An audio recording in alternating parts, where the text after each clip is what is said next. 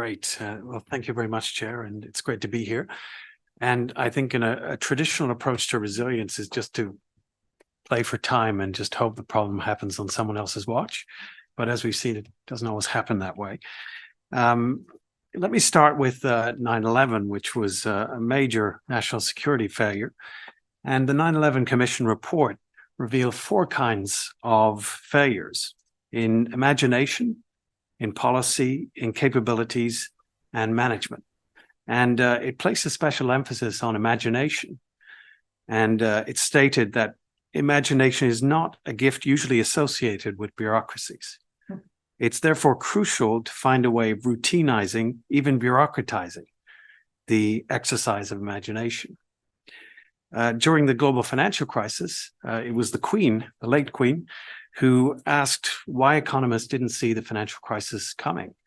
And Tim Besley, the head of the Royal Economic Society, in his response to the Queen's question, he basically followed the 9/11 Commission report and said the failure to foresee the timing, extent, and severity of the financial crisis and to head it off, while it had many causes, was principally a failure of the collective imagination of many bright people like himself, both in this country and internationally, to understand the risk to the system as a whole.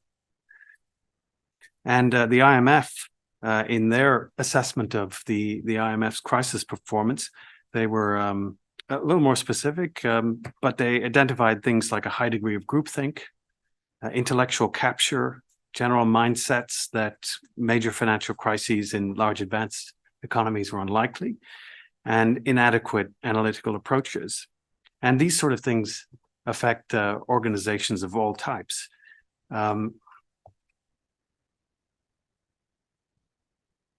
But the context for this discussion, of course, is that we are now more or less in a world of polycrisis, where we see all of these different shocks compounding each other. We see a highly interconnected and complex nature of the challenges and the systems they affect. And the response to this has to, we really need to think in more imaginative ways about the problems that we have to improve the analytical tools that we have, and to work with other disciplines, other perspectives, other communities to try and understand these things better. And I think this all starts with individuals and the social nature of all these problems. In economics, I think the idea that rational choice as a way of understanding how people respond and how their behavior leads to different dynamics is a good enough approximation. But I think when we're talking about resilience, we do need to look at what neuroscience, cognitive science, anthropology, social psychology, evolutionary biology, what they have to say about behavior. And it's probably better to think of individuals less as asocial, transactional, self-regarding utility maximizers. Humans are actually intensely social, they're highly cooperative. They're other regarding creatures who make decisions inductively, heuristically, mimetically, and through group reasoning. So it's really important to think about individuals in all of this. And during the COVID crisis, of course, we had a brain health catastrophe. We have psychological resilience is becoming a more important issue for thinking about a whole range of different policies, from productivity to healthcare and others. But of course, we also managed to break the world. This is an article by Tom Friedman, and in the New York Times a few years ago. And his argument basically was that the way we've managed and organized our societies, particularly over the last 20, 30 years, we've been removing some of these man-made and natural buffers, redundancies, regulations, and norms that provide resilience and protection when big systems, that's financial systems, it's ecological, it's geopolitical, when they get stressed. And we've been removing these buffers out of this short-termism, out of efficiency, goals, growth, or in some cases without thinking at all. And when we think about the world economy, it's obviously extremely heterogeneous. It's global production networks of about 50 million firms, billions of physical links, interacting with household networks, about 2 billion households, 3.3 billion workers, trillions of links to consume products, a web of contracts in the trillions, and ownership patterns where a few firms and individuals own almost everything. So this is a system that we have to manage. We have to be careful how we operate this highly complex system. It's intricate, and all of these different systems are interlinked. There's different network effects, and it gives rise to these emergent phenomena. All this interaction leads to a whole range of different shocks, and just some examples here. But the point is that not only the frequency, but the intensity of certain shocks are emerging, and crucially, they're cascading from one system to another. So it can't be an approach where typically in risk management, where we just harden parts of components of systems. We now actually need to think about the whole system and how it's operating. So we're moving from what economists had traditionally worried about was exogenous shocks. So it was the thunderbolts of Jupiter, something that will just happen. You can't prepare for it. It will happen, but the economy will get hit by that shock, but then it will gravitate back to some form of equilibrium. So it will self-stabilize, and it will recover.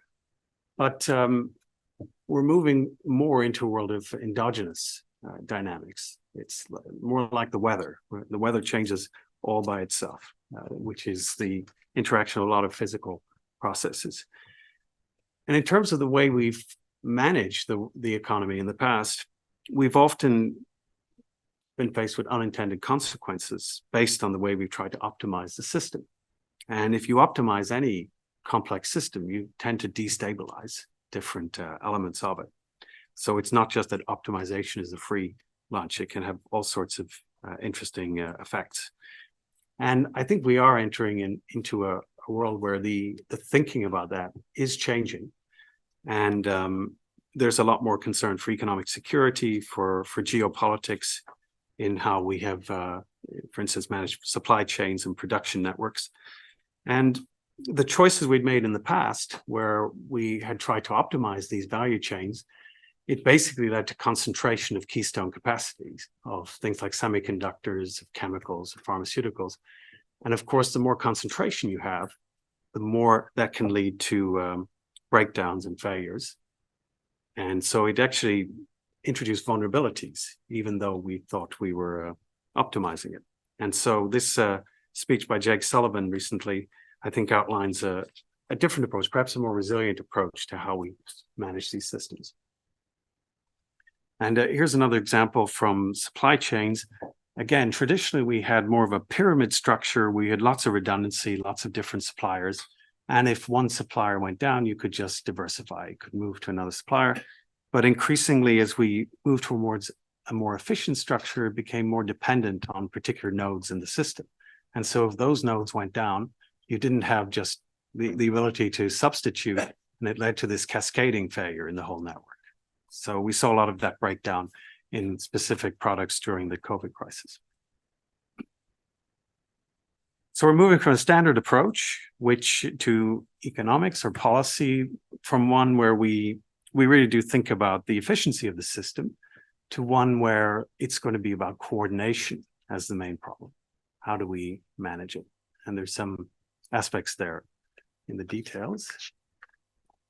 More examples here of systemic challenges, but just to highlight what Andy Haldane said after the global financial crisis, when we were also being affected by the SARS epidemic.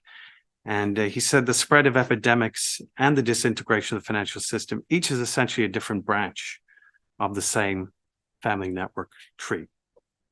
And so just some examples of how you see spillovers and different dynamics emerging from interaction, finance, ecology, and economic systems. At the OECD, and as part of NIC, we've been working with the Army Corps of Engineers, and great to see Kelsey here today, with Igor Lenkov and Ben Trump.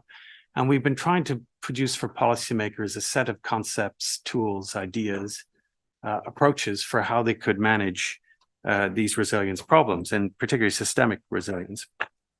And we reviewed all of the different work that was happening at the OECD, and we found that many policy communities were looking at how to plan and prepare for shocks, and even to absorb shocks when they do occur, but we're paying a lot less attention to how you would actually recover and adapt and bounce forward from shocks.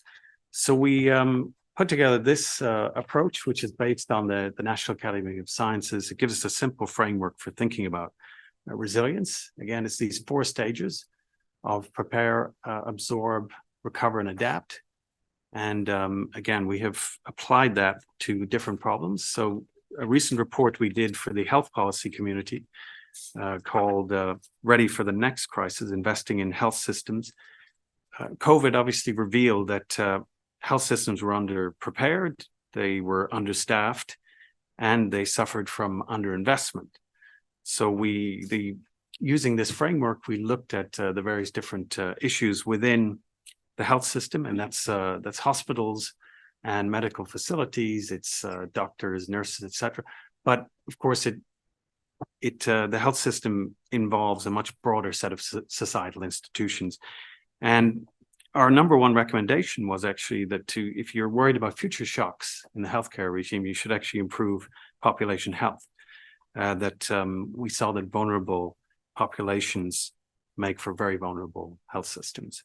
So again, the social, individual element is always important when we're talking about resilience. We found that workforce retention and recruitment was a big issue. Data collection and use, international cooperation, supply chain resilience, and governance and trust were all major areas for improvement to better face future crises. And that's true of the healthcare system, but it's true of other systems too.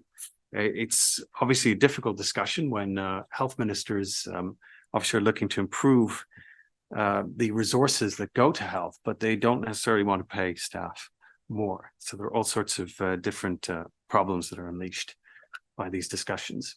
More resources is often not a popular answer to resilience. Here's some just steps that we have identified for how you would actually execute a resilience strategy, how you would design the system to be resilient, that is recoverable and adaptable, different methods for quantifying resilience. And I think Kelsey is going to go into this later on, some of the different tools that we've used to quantify some of these trade-offs. Control system complexity where possible to minimize cascading failures. Manage system topology by designing appropriate connections and communications across interconnected infrastructure. Resources and redundancy for system crucial components to ensure functionality. And real-time decision support tools. And I think this approach, it's really different from the way economists tend to think about things, which is that we just need to optimize the system. Whereas an engineer will think about, we need to design the system to make sure it continues to function, regardless of what shock affects it. And we've been trying to integrate those two different perspectives. One way of thinking about this is resilience by design and by intervention. And intervention is generally the approach that we have favored. When you're hit by shock, you want to essentially throw resources at the problem, build up stockpiles, transfer resources to people, bail out firms, or build appropriate infrastructure. And so that's a general approach, but we do need to think also about the design features and how the system itself could self-organize to achieve required goals. And again, in economics, I think we have thought about how if we get the structural policy settings right, if we have flexibility in labor markets, that they can then reorganize in response to a shock, can redeploy resources endogenously. Again, with some social impacts that you have to be careful about. Here's just a little more detail, just distinguishing between resilience by design and by intervention, which I'll leave for you to look at. And that brings us to threat agnosticism. So again, it should be about having a system that can continue to function regardless of the shock, because you don't know what the shock is going to be. And if you design your resilience response with one shock in mind, and then you're hit by a different shock, then you might be underprepared. And again, the cascading nature of these things means that you should really focus on the interdependencies and trying to map all this out and understand how failure could occur and how you could avoid it, especially for these 100-year events that we hear about, although I think that's not a great concept. What we propose as a practical approach is to have resilience stress testing, and different policy communities have different approaches to stress testing. So, for example, an engineering approach would be to place increasing loads on materials to determine their durability and to when they break. In the financial sector, we've tried to undertake stress testing of balance sheets to see if they have enough capital to absorb a shock, essentially, so that the institution is able to withstand. We haven't done as much on the financial network, so you can stress test individual banks, but of course, it matters too how systemically important institutions affect the network as a whole. And then the nuclear industry obviously has very high standards on resilience, because failure can lead to recovery over tens of thousands of years, very long periods. So they have very strong procedures on stress testing. So different communities will have different approaches that we've reviewed there. And finally, and again, I think Kelsey is going to go over this later on, to step through the different tiers that we've identified for looking at stress testing. The first tier is really to have a kind of desktop analysis of the different vulnerable components. The second, tier 2, is to have more detailed assessment by specific domain, whether that's physical, infrastructural, cyber, societal, etc. And then the third is more to look at the interaction cascading effects that you can have. So more of a complex systems approach in tier 3. So to conclude, the polycrisis reveals the world as it is. It's not a new phenomenon, but it does seem that things are intensifying. And as the chair said, we've seen lots of examples of this recently. And the climate in particular seems to amplify a lot of these different shocks. The world is complex, interconnected, but it's fragile, and it has to be managed. So it seems that in terms of the overall policy narrative, we're moving from competition, flexibility, optimization, to one which is more about coordination, management, and resilience. And in the way we execute resilience, it's not what we do, because everyone claims to be resilient, but it's how we do it. So I think we'll see during the day a lot of examples of how we actually do resilience. Thanks.